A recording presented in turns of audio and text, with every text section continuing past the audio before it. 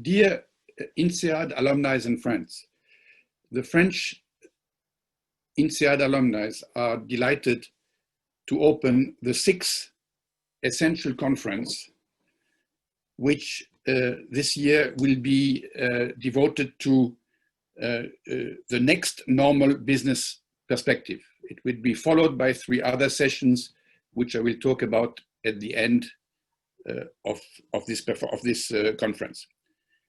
Let me immediately, next slide, let me immediately thank KPMG, our sponsor KPMG. You know that without the sponsors, our association would not be able to organize 220 events a year and with the quality which you all know. We have an administrative etiquette which we have to follow. Next slide. Audience is muted with video and chat box disabled, but you can use obviously Q&A tab to suggest questions for the speaker. The webinar is being recorded. If you have technical issues, contact INSEADalumni.fr and keep the conversation flowing whenever you talk. And without further ado, I would like to introduce Sophie Boyer-Chamard, who is our Directeur Délégué and the President of our Center of Expertise, Business and Society, which is this very important Center of Expertise which was started a couple of years ago and which fits so well to a force, business being a force for good. Sophie, please. Thank you so much, Thomas. Now I'm glad to introduce this first session of the Essentials.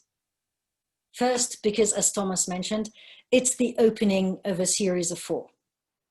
First also, in the sense that never before have we put so much collective work into the preparation of its contents. The panel discussion will comment on a white paper prepared by a group of alumni volunteers.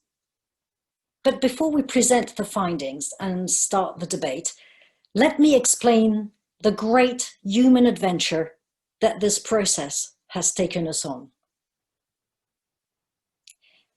We're in March. The lockdown's just been announced. No more events or workshops. From home, we at the INSEAD Alumni Association for France are forced to rethink our business model.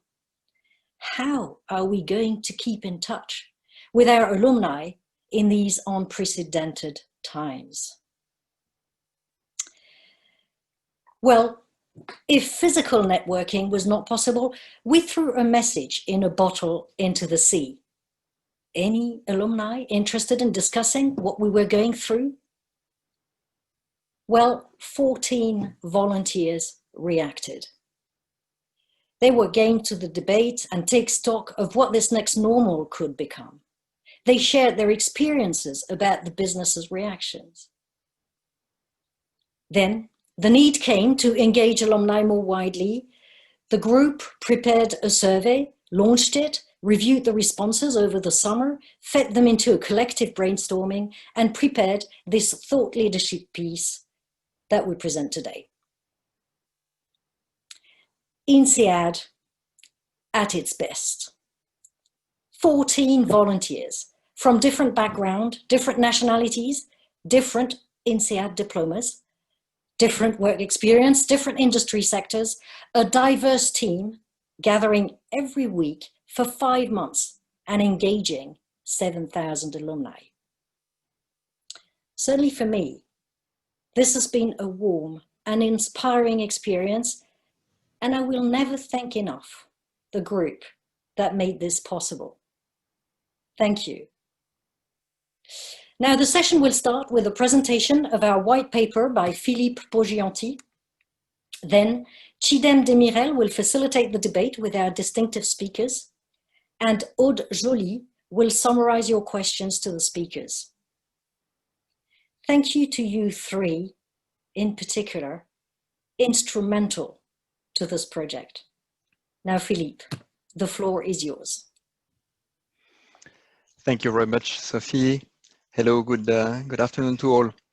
So indeed, on March 31st, my phone rang And remember, to all of you, it was a sunny day, like most of March and April in the Paris area. When the phone rang, I was just analyzing a Nokia report showing how quickly the traffic of telecom operators had shifted from urban centers to residential areas due to everyone working, playing, and studying from home. The digitalization of society was accelerating, and telecoms networks were an essential infrastructure supporting it. Our customers' telecom networks had responded well. No outages, no bandwidth issues. So I was reflecting on what to do next. First, I wanted to help my customers to seize the opportunity of digitalization and to emerge from the crisis even stronger, trying out new business models. Second, I reflected on what would be my impact as a business leader. People were coping with a crisis, businesses were coping with a crisis. It was unprecedented. We didn't know what was coming next. What would be the next normal? And this is when my phone rang.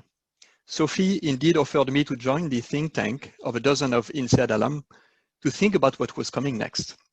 The next normal for business and new society and for the society. Wow.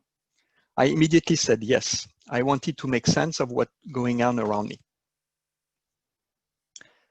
Then, fast forward to June, July.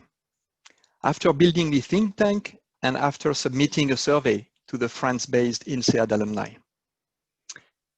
Digital, opportunity, client, business models, people, impact.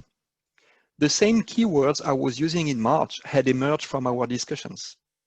The same keywords had also emerged from the qualitative comments of the survey, summarized in this word cloud by Professor Charles Galenic. The alumni respondents, that is you guys attending this webinar, are also looking at the crisis as a source of opportunity. Of course, the crisis is hitting hard.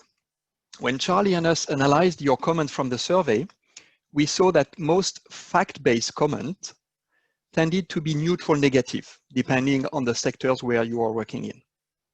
On the other hand, the comments which were rather based on sentiments or feelings tended to be more positive. So the big picture paints a hopeful take on things, probably because we will continue to be in control of our destiny if we take the right decisions and do the right things as business leaders. As an example of these timely decisions, you tell us that at the heart of this second quarter crisis, you have not really overanalyzed the situation to death. Yes, the majority of you have done some scenario planning analysis, and then you quickly moved on to action. So when we submitted to you 3 possible scenarios from an analyst company, you have actually pondered the 3 options. You've selected, of course, in majority the median scenario, called on the knife edge, but you have not ignored a possibly better Green New Deal scenario, nor a possibly darker Great Depression scenario. So what you are simply telling us is your uncertainty about the future, but also your willingness to act upon it rather than to react upon it. So then we asked you about the relative impact of some external factors on your business in the medium term. By the way, we consider medium term to be 12 to 18 months away, when the sanitary crisis is hopefully over, but not necessarily the economic crisis, at least in some sectors. So this is when we'll all work and live in the next normal, whatever that might be. So let's look at it on the positive side. You told us that digitalization, the EU support, whether it is stimulus plan, the monetary policy, are generally considered to have a positive impact on your business. Among other positive consequences of the crisis are the support of the European Green Deal, as well as the increase in environmental consciousness. And this is one of the key learnings of this survey. On the other hand, the shock of the pandemic has also brought to light some vulnerabilities which are confronting our society. For example, you consider that the persistence of the pandemic, the increased inequality and poverty, the political and social unrest, the potential fragmentation of the EU are all major threats to the business. So, in our view, the bottom line of this impact study is twofold. First, no doubt that the crisis by its very nature has an asymmetrical impact on business and society, depending on the sector you're working in. Preparing for the next normal will require businesses and people to reinvent themselves somehow. And second, already at this stage of the survey, we see emerging a link between business leaders and society at large. And this link will be further underscored in subsequent sections of the survey. Now we will look at how you have responded to the crisis in the short term, as well as set your plan of action for the medium term. Of course, one thing that everybody agrees on is the crisis has acted as an accelerator in general. Decisions that would have taken weeks or months in a normal context were taken within days. Existing trends on digitalization were accelerated, and a new focus on business resilience has emerged. A majority of respondents, again, you, reacted with a high sense of urgency. You've set up crisis management teams. You have put a high priority on staff safety and introduced partial unemployment plans when needed. A second priority in the short term has covered production and sales, adapting field operations, production facilities, reallocating resources, adapting business continuity plans in order to protect the sales and the revenue. Interestingly, you have also admitted that some actions had not been fully acted upon, at least by the beginning of the summer when you answered the survey. As an example, securing remote working systems. Many companies have probably unwillingly increased their data security risk under the pressure of other priorities. Another example, adjusting sales and marketing models and activities, including the switch to online models, have not been completed so far. So now what you told us about what you have in front of you in the next 12 to 18 months is even more insightful than the short-term actions that you have taken. You want to reinvent your business without shying away from the new realities. The choice is very simple for you, to disrupt or to be disrupted. The response to the pandemic will lead to a number of changes in the way you will operate your companies. For example, the pandemic provides an opportunity to accelerate digital transformation and remote working practice. You also consider as a top priority to adapt or reinvent the existing offering of products and services, of business models, of go-to-market strategies. Some companies have also even started to adapt their portfolio of activities in line with this asymmetrical impact of the crisis on different sectors. So what we found insightful in what you told us is again twofold. First, these change initiatives want to focus on the development side of the business rather than purely on the redundancy plans and cost-cutting measures. And this should facilitate a most robust rebound in the midterm. Also, relationships with customers are at the heart of the transformation. Topics like why am I buying it and how it is produced are becoming more relevant than simply the usual what am I buying actually. So this was prominent in the study. We continued our survey asking you to reflect on two key aspects of the wider topic of the future of work. We focused first only on two topics. First, the individual transformation, which is triggered by the crisis. And second, the skills which are needed to succeed as a business leader in the next normal period. So first, you told us that developing new behaviors is key to thrive in the post-COVID period.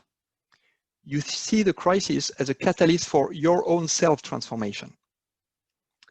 The strongest intentions of change relate to engaging in core transformation processes, developing resilience on self, but also on others, and influencing for a better world in business. On this self-transformation journey, some of you also told us that they initiate even personal reflections on changes in professions, for example, or living in places which are more in line with your aspirations. We've also noted that 1 respondent out of 4 places much more focus on career change. If this is confirmed, this could induce a high level of disruption in the business in medium term. So this should be carefully monitored moving forward. Regarding the second aspect of the future of work, you told us that new soft skills are required to embrace the upcoming change. You consider that the management skills which will be needed to be successful in the next normal are as follows: decision-making under uncertainty to address the black swans of this world and better manage catastrophic risks, collaborative behavior to embark people and avoid a massive disengagement. These are so-called team-based leadership skills, and I'm sure the panel will come back on those type of skills. And third one, creativity and innovation, for example, to develop new business models and new products and services, are equally important. Worth noting, though, that social responsibility does not seem to be at the top of your pile. It seems to contradict somehow the earlier findings where you've shown the genuine and acute concern for contributing to a better world. So we see some tensions between the aspiration and the reality of the key skills. Finally, risk-taking skills are not seen as critical in this particular period where maybe building resilience and securing the business are of greater concern.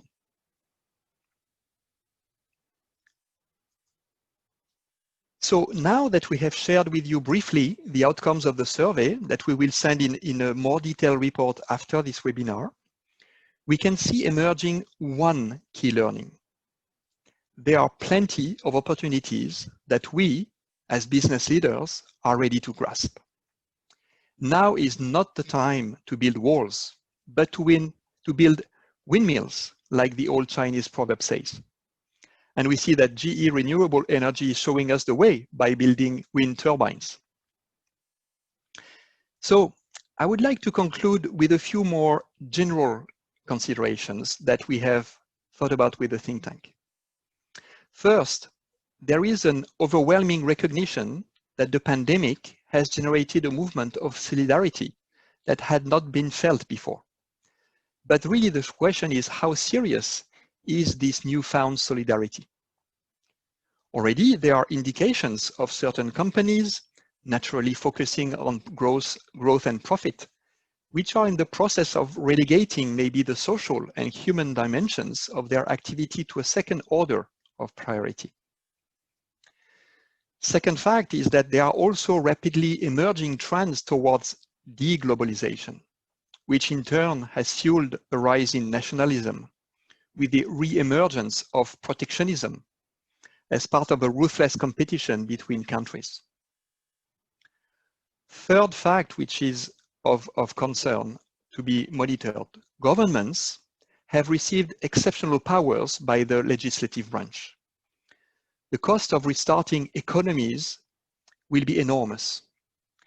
And we believe that a consultative democratic approach is essential to counter potential social troubles. An event of this magnitude needs to make us reconsider the strength of our social contract. And this is where we believe as business leaders, we have a unique opportunity to weigh in, to bring in our pragmatism and business learnings and help the society at large. So this ultimate challenge is really to retain the sense of solidarity that the pandemic initially created, especially now that we know today in October that the pandemic and its economic and social consequences are far from being over. In summary, this will probably require the emergence of a new kind of leader who are more inclusive, who are giving sustainability a top priority, as well as bringing a new way of working that we at INSEAD dub as the future of work. This new generation of leaders must emerge out of this crisis. Our resilience, our agility, as well as our creative and collective stances need to become the hallmark of this next normal.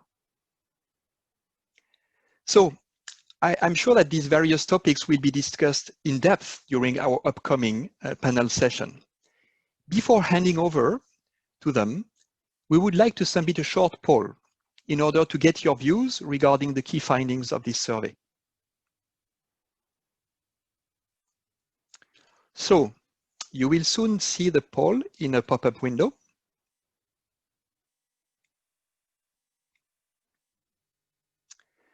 So the question is, what actions are you planning to take in priority? Please choose 2 options out of the 4 that are presented to you. I will give you 30 seconds to answer. So first option, transform your business by using the crisis as a catalyst. Second answer, to become an industry disruptor in order to avoid to be disrupted. Third answer, to transform yourself to be a more resilient, collaborative, and agile leader. And fourth option, to extend your business leader role to help the society at large. So again, please choose 2 options of your choice, and I will give you a few more seconds to answer.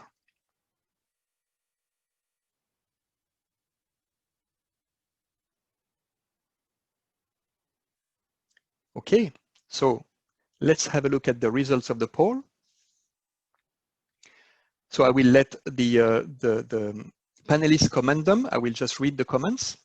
So transform your business by using the crisis as a catalyst, 23%. Become an industry disruptor, 7%. The majority of you are seeing on the people part, almost the majority of you have to transform yourself to be a more resilient, collaborative, and agile leader. And not to be diminished, the fourth answer, extend your business leader role to help the society at large, has 23%. So we see a very diverse answers, and I'm sure that this will be very good inputs for the distinguished panelists that are going to speak now. So without any further ado, I would like to hand over to Chidem.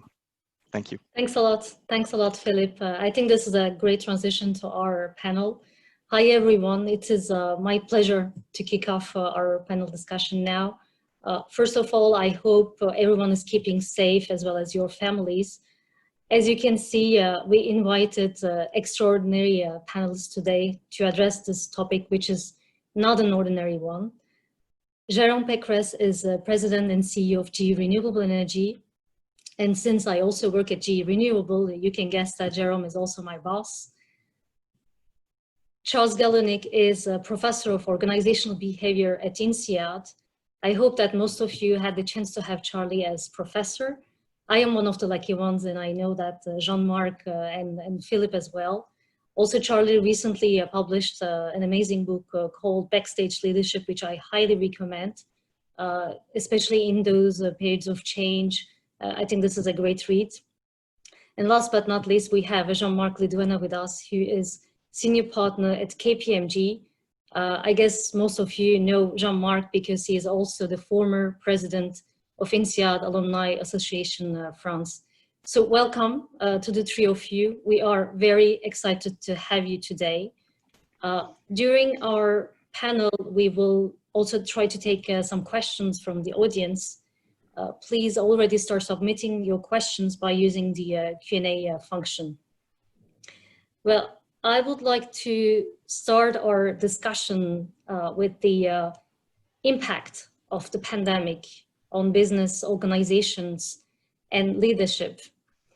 I think there is some consensus that this crisis is different from others.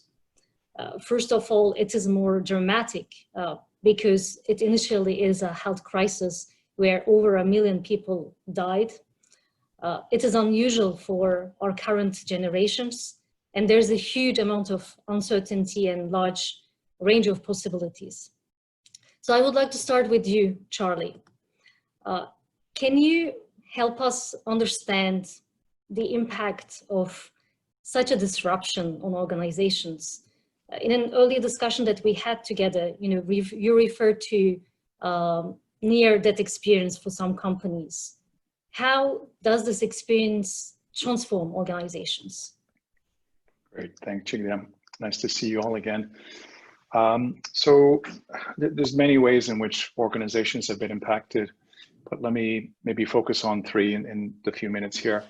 I think the biggest way is that, for me, the pandemic is this separating force. It's like being cast into this centrifuge, and you've got members of your organization scattered everywhere. I mean, we've got remote working more than we've ever seen before, social distancing, masks, split teams, various ways that we're being pulled apart.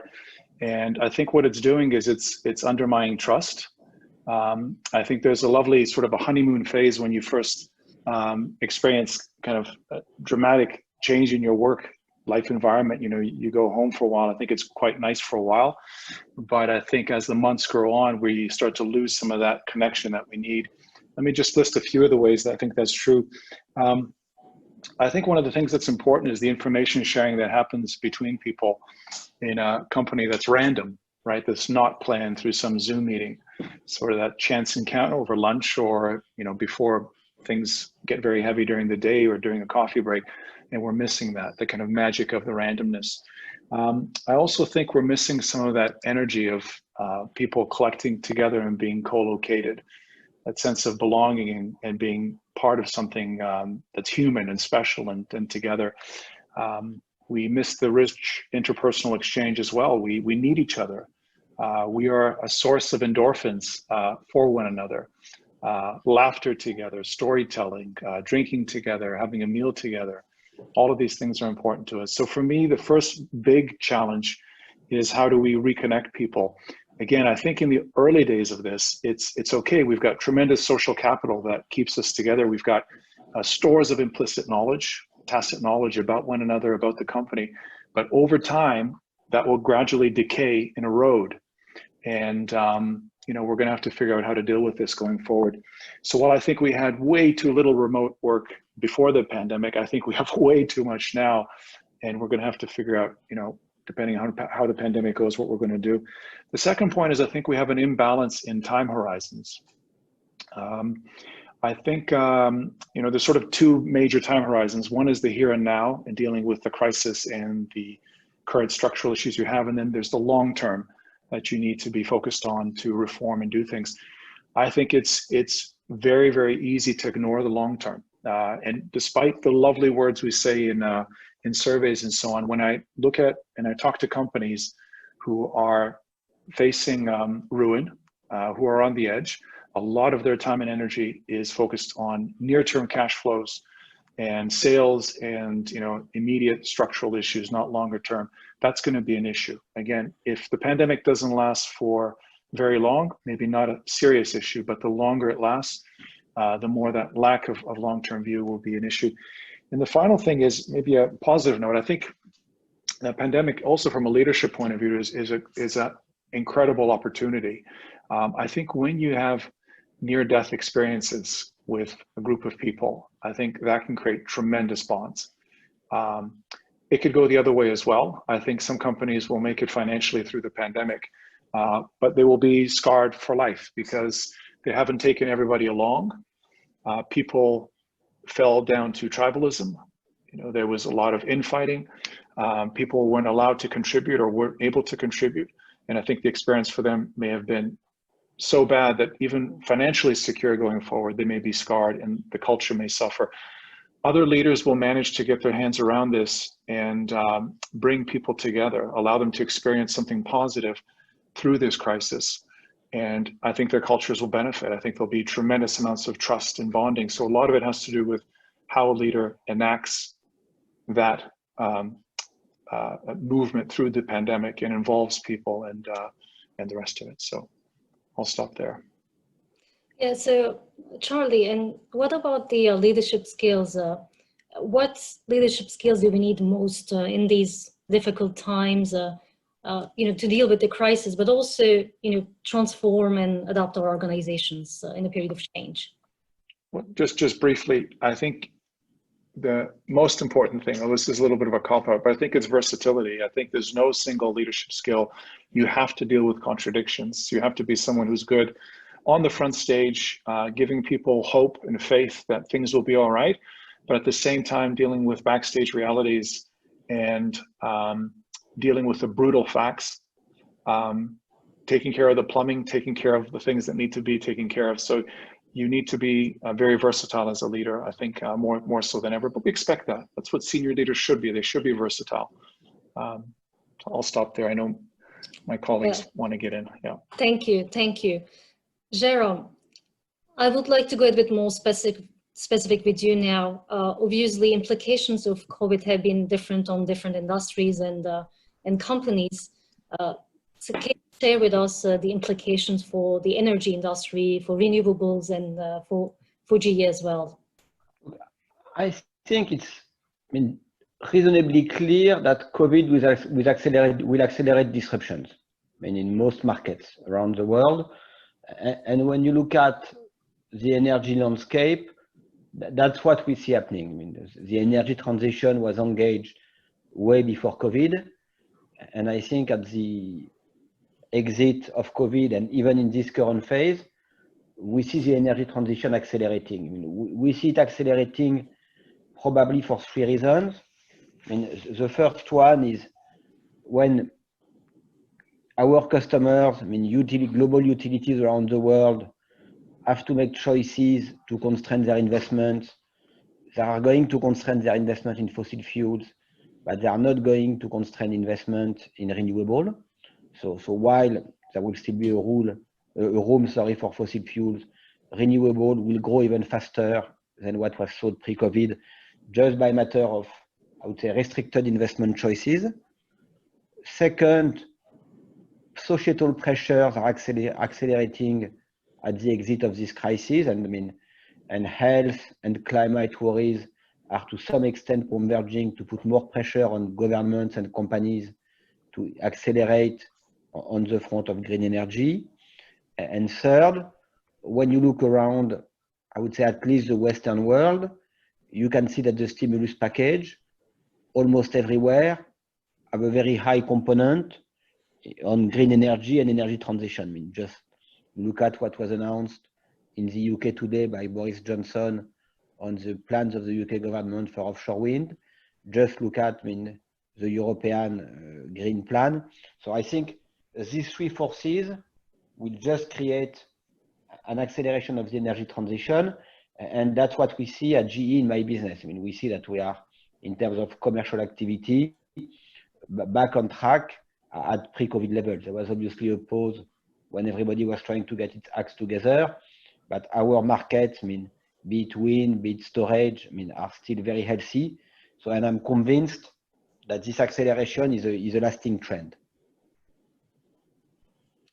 Thank you, Jérôme. So you are a CEO leading thousands of people all over the world. And how are you personally living this period of crisis with all the uncertainties? Did you, for example, change or adapt your leadership style?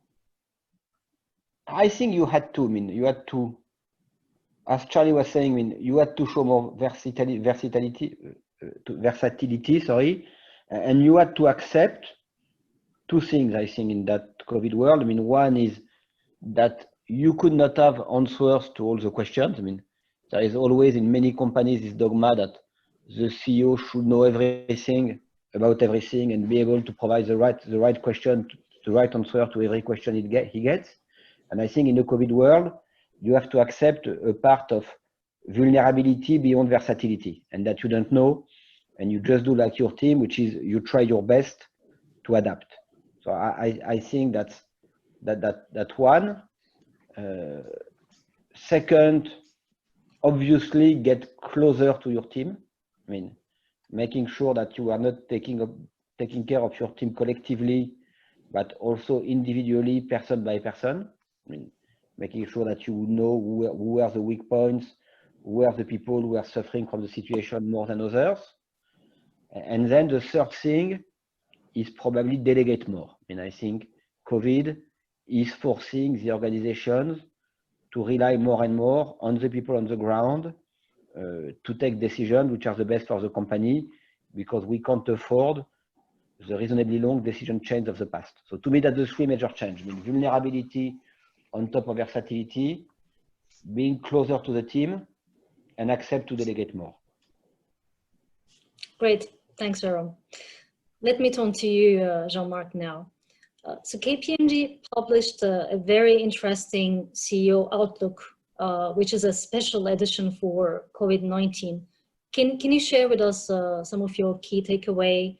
How are the CEOs reacting or acting during this period? Jean-Marc, we can't hear you.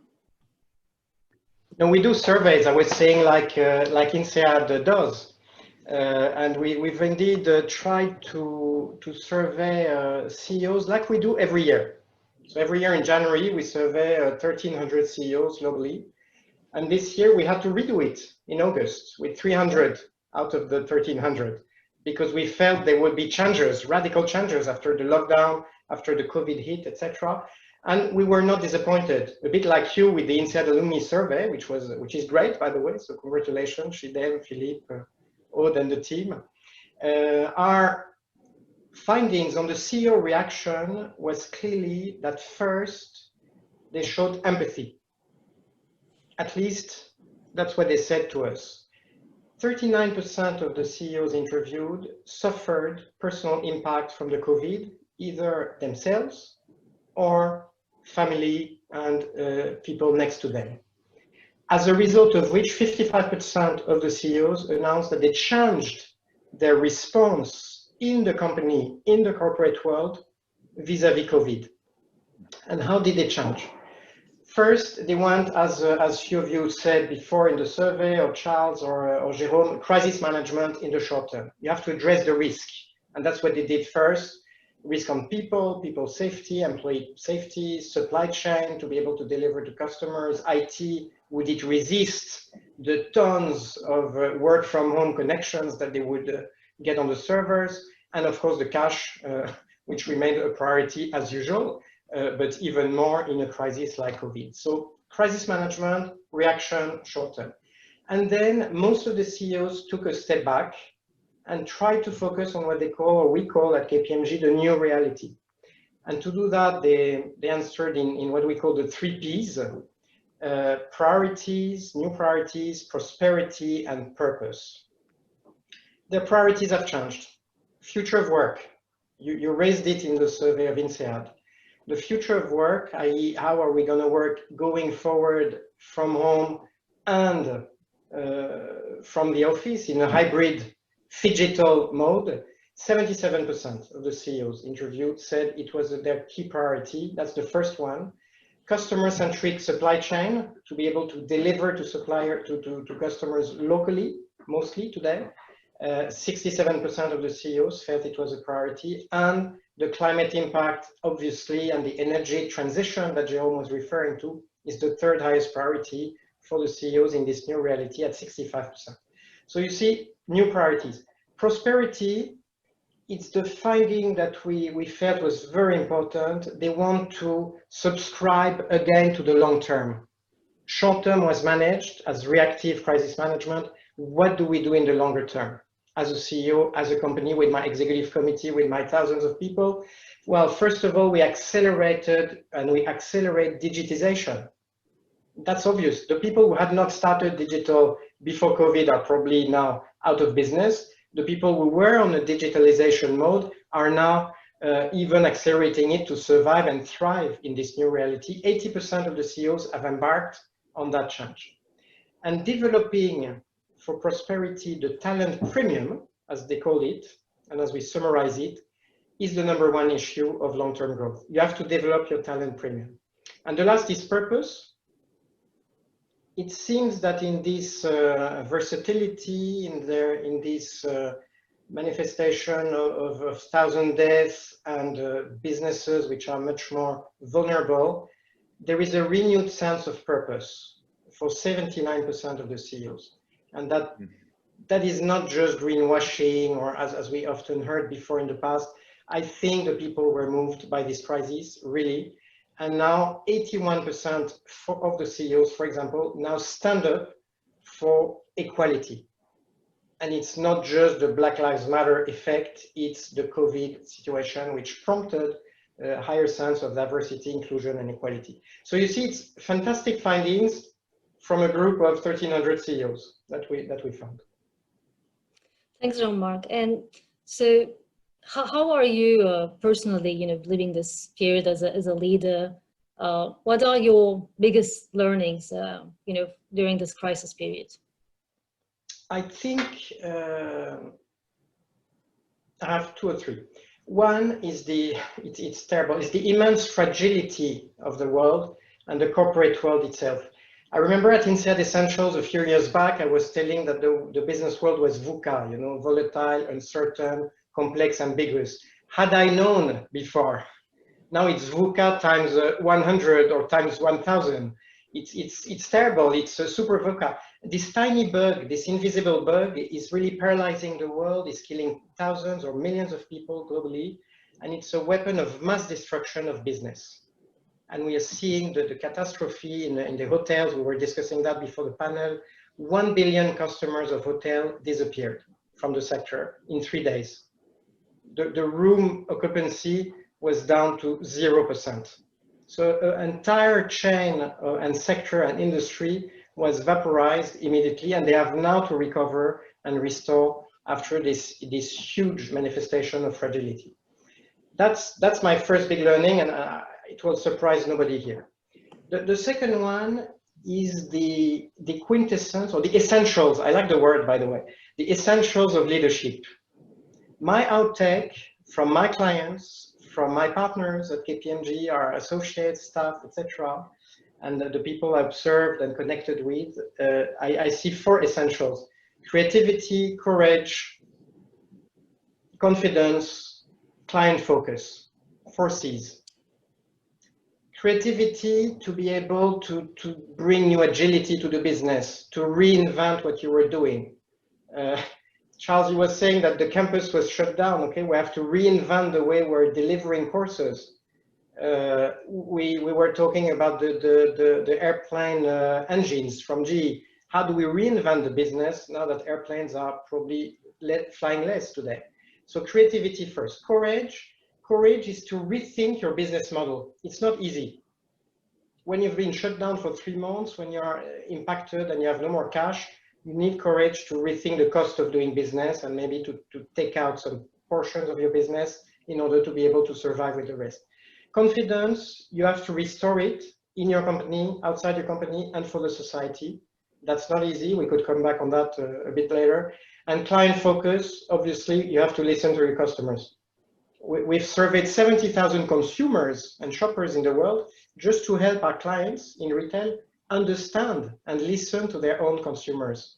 And the B2C world is terrible. What you see still today, we just published the latest edition, loss of trust, loss of confidence, increased savings, reduction of 20% of spend, only focus on non-essential spend. And this is clearly news that you need to be able to take in as a leader. So client understanding or client centricity for me is key. I think there are 7 C's, not 4 C's. I'm writing a book. That's my personal resolution from the COVID. I've written those 4 chapters, so I'll be happy to share it with Charles. It's my attempt in the OB leadership and responsibility world. So that's great. Thanks a lot, Jean-Marc. So maybe we can now take one question from the audience. Aude is also part of our task force and will help us with the questions. Aude, do we have some questions coming in? Aude, can you hear me? Yes, I can hear you. Perfect. Do we have some questions? Yes, we have some questions. My problem is to select. So I'm just taking one on the behalf that it's bouncing back on what Jean-Marc just alluded to, creativity. Since creativity is an essential quality, how can we trigger creativity in a world in which we communicate in front of a screen? Do you want That's a great question. Do you believe creativity has been impacted by the new ways of working? I think it has been changed, and I think it has been aroused, excited by this lockdown period. I think we will come back on what were the difficulties or the blockage factors, but creativity, it's unbelievable how the people have reinvented themselves, how the people are reinventing their businesses, are making efforts. When you're a restaurant, in the restaurant sector, your restaurant is closed for 3 months and now they are being closed again early and the bars are shut down. My God, what do? You don't stop the business and go bankrupt. You reinvent, you deliver food at home, you do something else than food, and you become creative if you were not creative before. That's my number one observation. Number two, there are tons in the INSEAD alumni community, but globally in the business, of left brains and right brains. Creativity can be worked on. It's not just a genius quality, you can practice. So I dare to ask the people around the screen, despite the digital distance, to reflect on how they can generate a new idea per day. That's a very simple exercise for your business, for your peers, for your network, for your environment, for your ecosystem, God knows what. Find an idea a day. And as I would say in conclusion on that, I think you had different currencies in the past. You had gold, you had whatever oil, you have now new renewable energies. Yeah, ideas for me is really the currency of the future. I'm not saying that because I'm in the industry of ideas and consulting, but frankly, if you stop creativity, then you're not agile, you're not capable, you're not resilient, and you will not go through the crisis. Thanks, Jean-Marc. Do you want to add something, Charlie, Jerome? No, I think we all have been creative in emergency situations. We have been creative to survive. I don't think we have yet been creative to create something new in this new world. And that's going to be difficult without the power of getting together. So I think we have to find creative way to be creative again. I wanted to go after another question. I think there's a question there that says, are we overreacting to the crisis and the ultimate purpose of business? I'd love to go after that one if you let me. Please. Yeah, look, you know, when this crisis started, we didn't know what we were getting into, and it was very worrying because the death rates were going through the roof. But you know, we've learned a lot in the last few months, and in some ways, I do think we're overreacting a bit in certain ways. But I think Cyril and others who think that, I think this crisis for me is a training ground for ones to come. I don't think this is the last major pandemic that we're going to have. We've had several in the last 100 years. And this one has just become more dominant in the world than most, but I expect we're going to see more to come. We may have more environmental crises to come. I think the bigger issue for the world, quite frankly, is not COVID. It has to do with our ability to cooperate and to collaborate as a globe, different parts in the EU, in the United States. I think polarization is a huge issue. I think trust in information and truth is a huge issue today. We have never in history had so much information about anything, and yet we have more doubt over what's true than ever in history. The gatekeepers, we don't know who to trust. And I don't, when I mean me, I mean, when I mean we, I mean the big collective we, right? People lacking toolkits to sort of assess what's true, what's not. And I think what we're missing is more tolerance. I think the world is being polarized for a couple reasons, partly because I think it's human nature to have sort of confirmation bias. We look at things that kind of prove our case, but I also think that the way our media is evolving, and you've seen some of the specials recently about the shaping of algorithms to make sure that we have things that only provoke, that sort of promote our dogma, not that challenge it. I think that's one of our big challenges, because I think going forward, this is a training crisis for others to come. And I think one of the ways that we'll get through it faster and better is if we collaborate as a globe, within a country, within the EU as a globe. And I think for that, we need some sense of, you know, what's true, what's not, what's science, what's not, and to respect diversity of opinions. And I think this is a bigger threat to society and business in the future, quite frankly. Yeah, I really like that, Charlie. Talking about collaboration, and also obviously this period is clearly a big learning for all of us, especially on the business side. So, you know, you mentioned versatility as a skill, and also, you know, being fragile, being vulnerable, actually, and accepting that. It's I think a great way actually to really you know, talk about how do we adapt our style and behavior and action based on all the challenges that we are facing right now. So with that, let me now move over to the second round of discussion, which actually I think is now a great transition to that. So we are going to talk more about future now, and more specifically about the role of business and business leaders for a better next normal. Jérôme, I would like to start with you this time. So how do you see the next normal? I know this is a big question, but do you think that the next normal can be better than before? So you referred to energy transition accelerating, obviously.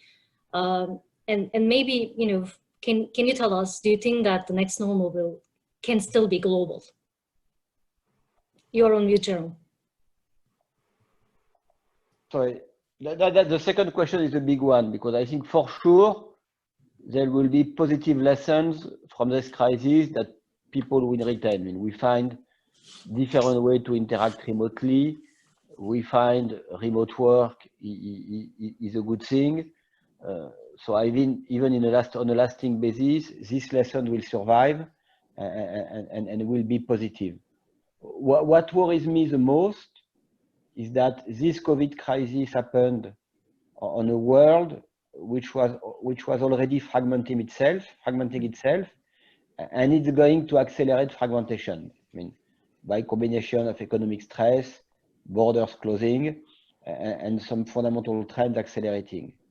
So I think the big question on my mind is, if you take that as an assumption, how are we going to run global companies? I mean, maintaining unities, I mean, of employees around the world in a fragmenting world where you can't even travel to see the people. And I think, as Charlie said in the very first answer, I mean, we are all fine in this transitory normal for 6 months, but we already see signs that, I mean, we are reaching limits of this remote way of talking to people, interacting, deciding, meeting. So how far will the world go in terms of fragmenting itself post-COVID is, I think, to me, the big unknown. I mean, we all hope at some stage there will be a vaccine. We all know that at that stage, I mean, we'll start traveling again, less than what we used to, but more than today. Whether that's happened in 6, 12 months or 18 is probably not the biggest question. I mean, to me, the biggest question is, again, the interaction between a lasting COVID crisis and a world which on the geopolitical front is fragmenting itself. And that's going to be, I think, a source of concern, particularly for large global companies like GE. So, and on that one, I think it's difficult to have an answer. I mean, we're trying, I think one of the roles of the CEOs and the leaders is to hold the things together, but there are limits to what we can do. I think at best we'll have a less efficient organization, and then we could run into difficulties. And I know we see our job is to, cope with them the best way we can. Okay, yeah, great. Thanks, Jerome. So Jean-Marc, I know that you are passionate about, this topic, the role of business for a better next normal. What role do you think business could play in shaping the next normal, and to make it better as well, given all the challenges that we also discussed now? Yeah, you know my passion and my motto, and I think the role of business has not changed because of COVID. The role of business is indeed to make the world a better place. There is no other role than that. Otherwise it's void, and it's a vacuum. So if the role of business is to make the world a better place, with the COVID, it's even accelerated and it's shining even better. The government's response is mixed bag.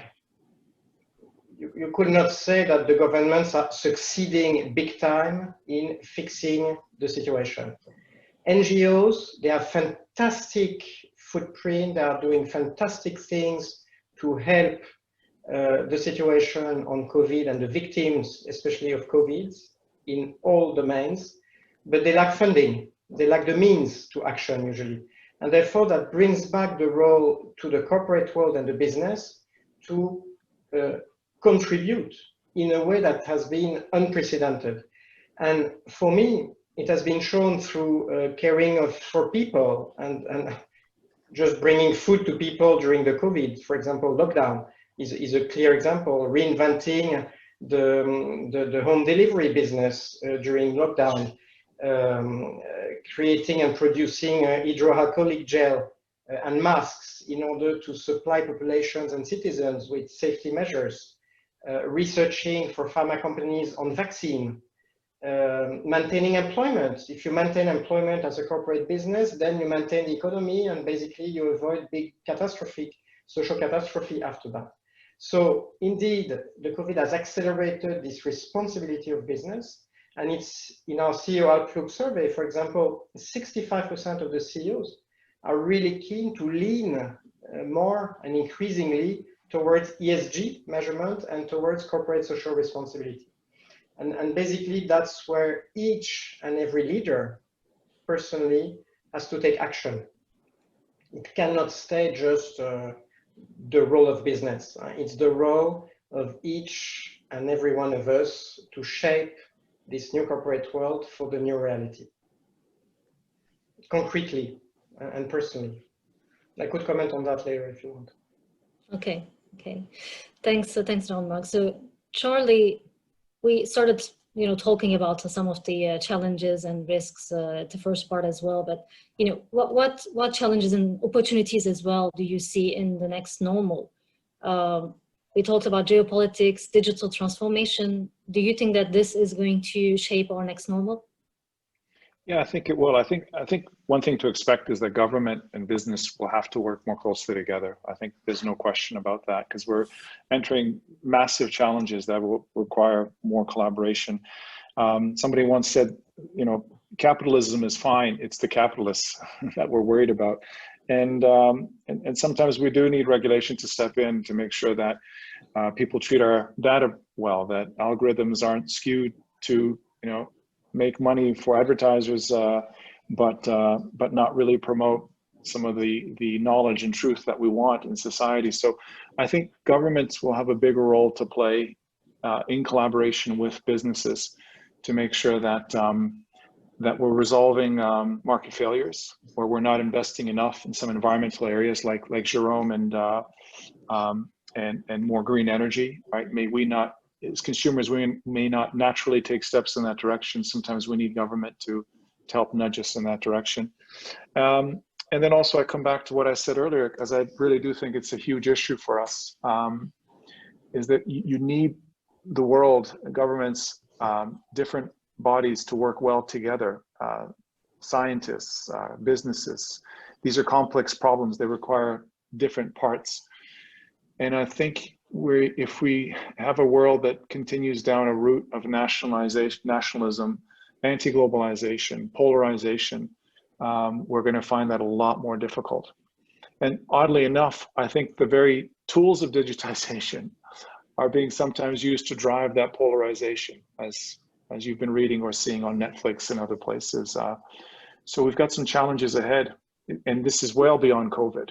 Because again, I'm hopeful that we'll be through this, the worst part of this reasonably soon. But the question is, what will we have learned from this, and how can we improve our systems for collaboration going forward? And what opportunities do you see? What can we do, as business leaders to, to move things on more on the positive side?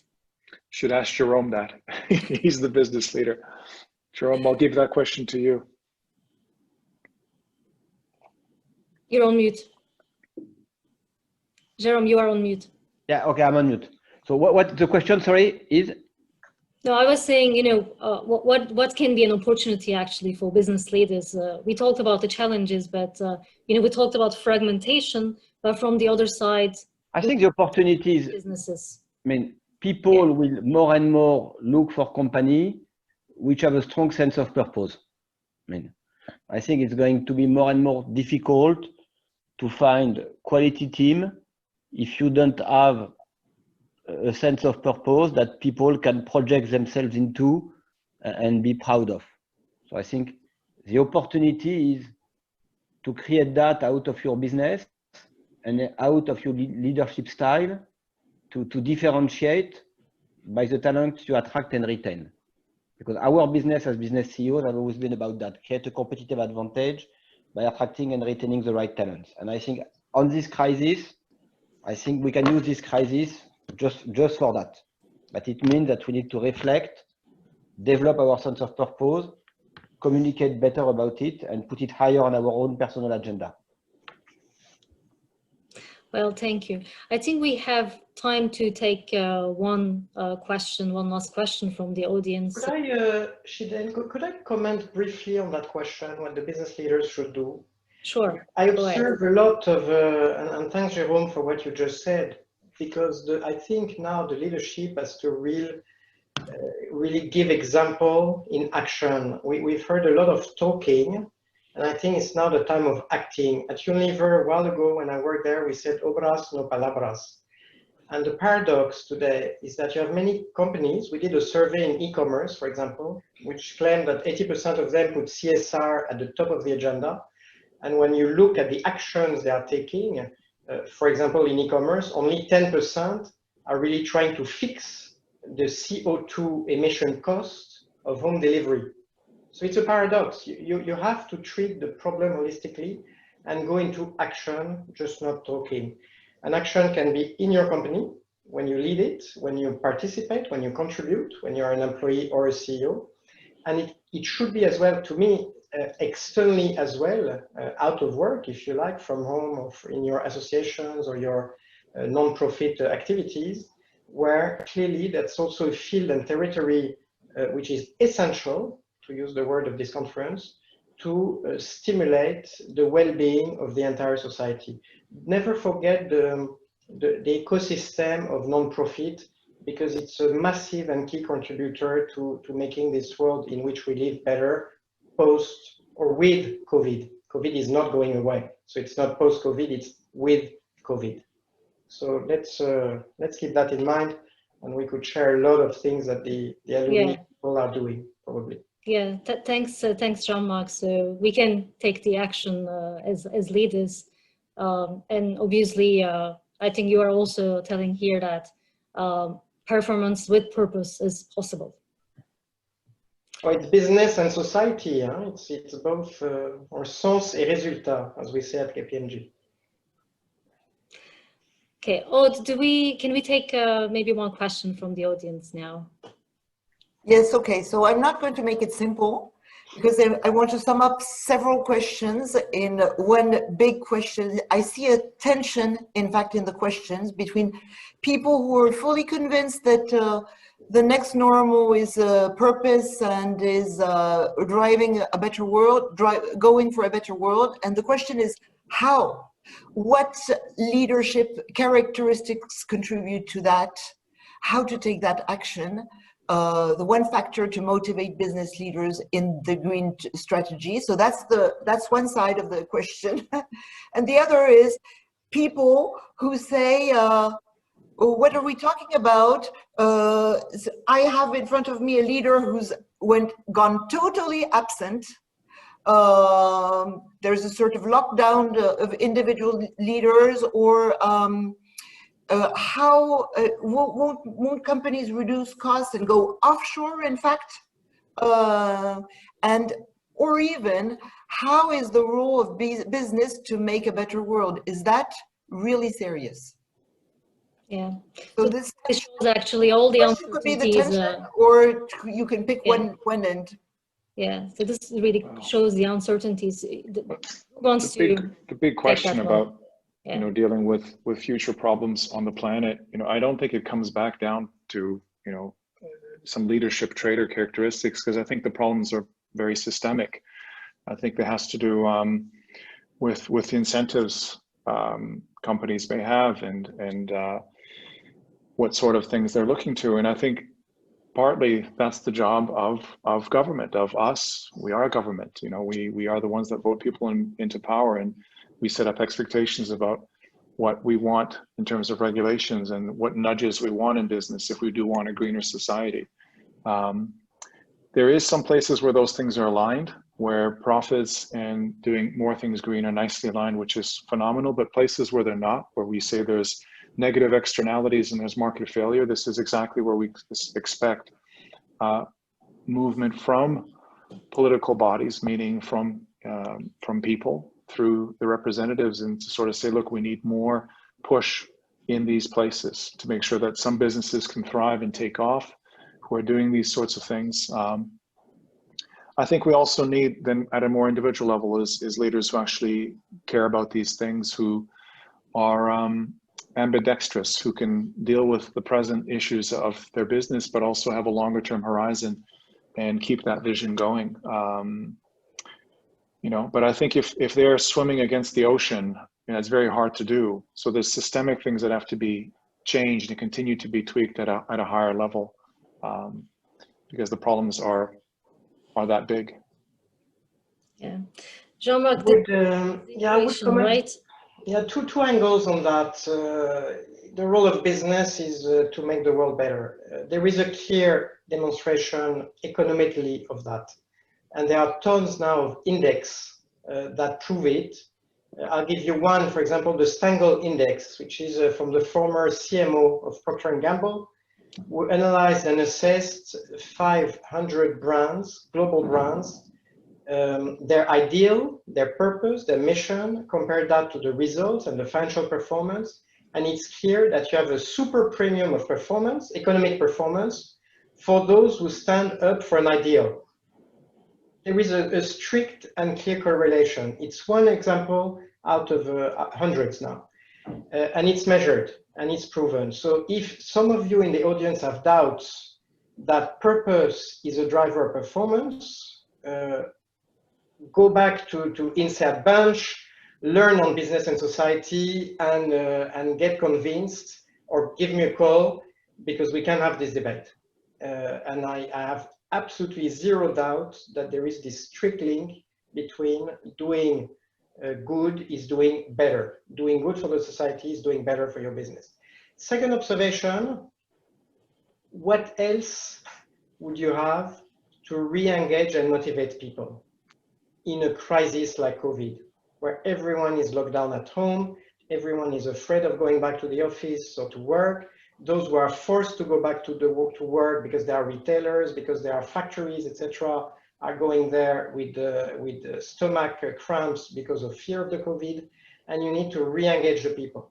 If you re-engage them with just hard facts, quant metrics, etc., as it were before, it's not going to work.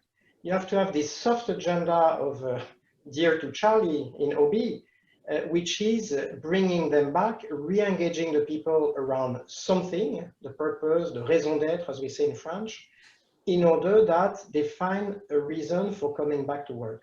For me, that's very essential. And motivating people with just metrics or KPIs or incentives doesn't work any longer. I made that mistake initially in the start of COVID. I thought that all the KPMG people, they have super grads, great diploma from INSEAD, from a Polytechnic, or from God knows where.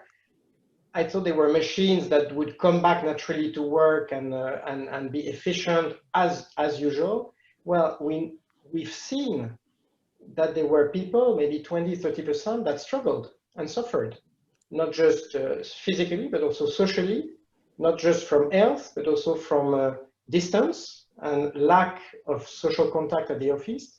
And we needed to re-engage them.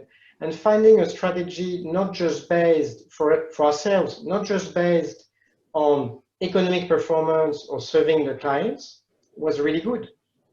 Giving a meaning on what we do, giving a purpose to what we do, helping others, collaborating with the government, as Charlie said, collaborating with NGOs, benevolent action and pro bono projects was very essential to remobilize the people. Very essential. So without purpose, frankly, no business any longer. They will just die. They will not survive. Thanks a lot, Jean-Marc. Obviously, we are living a period of change, which comes with challenges and opportunities, and it's clearly not an easy equation. And the impact of that is not going to be balanced. There will be, as in all crises, there will be losers and winners. Some sectors will take advantage of that, some others will not. Some countries will take advantage, some others will not. But I really keep in mind what Charlie said in terms of collaboration. And also, as Jean-Marc, you said, taking action on that. So I would like to conclude our panel more on a positive note, even though, we know that we need to be realistic and there are challenges with that. I would like to, just to say the words of explorer and president of Solar Pulse, Bertrand Piccard, which I admire. After Corona, let's not go back to normal. Let's go forward to better. Thank you so much, Jérôme, Charlie, and Jean-Marc, for sharing your experience, for your openness, for your generosity. Everybody, please join me in a virtual applause for our amazing panelists. Thanks, Signa. Thank you. Thank you very much. Thank you. Thomas, over to you now for your concluding remarks.